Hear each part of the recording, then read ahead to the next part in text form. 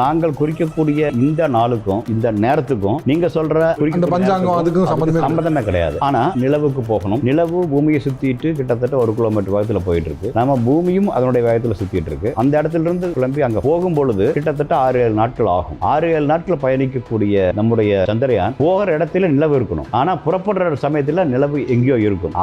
இதையும் ஒற்று பார்த்து இங்கிருந்து போகும் பொழுது அந்த வேகத்துல போகும் பொழுது அங்க இருக்கணும். அப்படின்னா இந்த நேரத்தில் கிளம்பணும். நீங்க ஒரு வினாடி தப்புனீங்கன்னா 1 கிலோமீட்டர் தப்புறீங்க. 6 நாட்கள் பயணிக்கிறீங்க குறைஞ்சது. ஆனா நம்ம கிட்டத்தட்ட 1 மாசம் பயணிப்போம் பல முறை சுத்தி போறதுனால. அப்போ ஒவ்வொரு அந்த அவ்வளவு நாள்ல ஒரு 10 நிமிடங்கள் முன்னுக்கோ பின்னுக்கோ எது போனாலும் சரி அந்த இடத்துல நிலவு இருக்காது. அதனால துல்லியமாக நீ கிளம்பி ஆகணும். அதனால 2:51 2:52 அந்த மாதிரியான டைம். இதுக்கும் பஞ்சாங்கத்துக்கும் நேரம் பார்த்து ஒவ்வொரு செயற்கைக்கோளும் ஒரு இது இருக்கு. அது இல்லாம நான் இப்ப பூமியை சுத்தி வரக்கூடிய செயற்கைக்கோளுக்கு அது மாதிரியான பெரிய சொல்ல முடியாது. ஆனா இன்னும் பல இயற்கைகள் இருக்கு. ஒண்ணு இப்ப நிறைய விட்டதுனால நிறைய கழிவுகள் இருக்கு, விண்வெளி கழிவுகள். அந்த கழிவுகள் கூட்டமா வரும். ஆனா நம்ம இங்க அனுப்பும் பொழுது அதுல மோதிடக்கூடாது. அதனால அது கொஞ்சம் தள்ளி போகும். அப்படி ஒவ்வொன்றுக்கும் ஒரு காரணம் இருக்கு. காரணம் இல்லாம அறிவியல் ரீதியான கண்டிப்பா அறிவியல் ரீதியான காரணம், வேற எதுவும் இல்லை.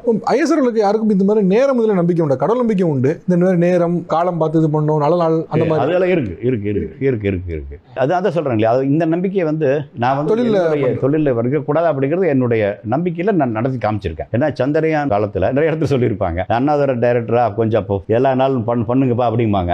ஏன் அப்படின்னா செவ்வாய்க்கிழமை அன்னைக்கு புதுசா எதுவும் பண்ணக்கூடாது. ஆமா அப்படின்னு நிறைய சொல்லுவாங்க.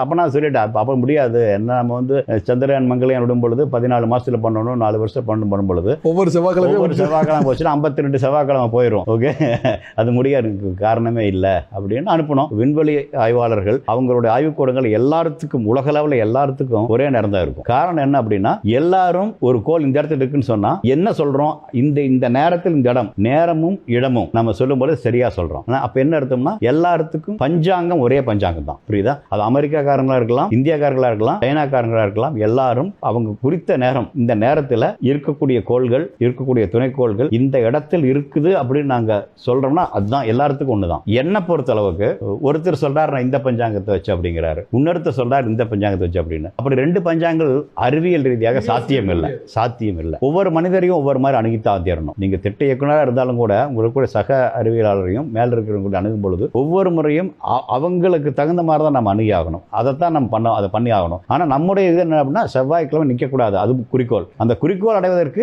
என்ன வேலை வழி இருக்கு அதை பண்ணி ஆகணும். நாங்கள் குறிக்கக்கூடிய இந்த நாளுக்கும் இந்த நேரத்துக்கும் நீங்க சொல்ற பஞ்சாங்கம் அதுக்கும் சம்பந்தமே கிடையாது. ஆனா நிலவுக்கு போகணும். நிலவு பூமியை சுத்திட்டு கிட்டத்தட்ட 1 கிலோமீட்டர் வேகத்துல போயிட்டு இருக்கு. நம்ம பூமியும் அதனுடைய வேகத்துல சுத்திட்டு இருக்கு. அந்த இடத்துல இருந்து கிளம்பி அங்க போகும் பொழுது கிட்டத்தட்ட 6-7 நாட்கள் ஆகும். 6-7 நாட்கள் பயணிக்கக்கூடிய நம்முடைய சந்திரயான் போகிற இடத்துல நிலவு இருக்கணும். ஆனா புறப்படுற சமயத்துல நிலவு எங்கேயோ இருக்கும்.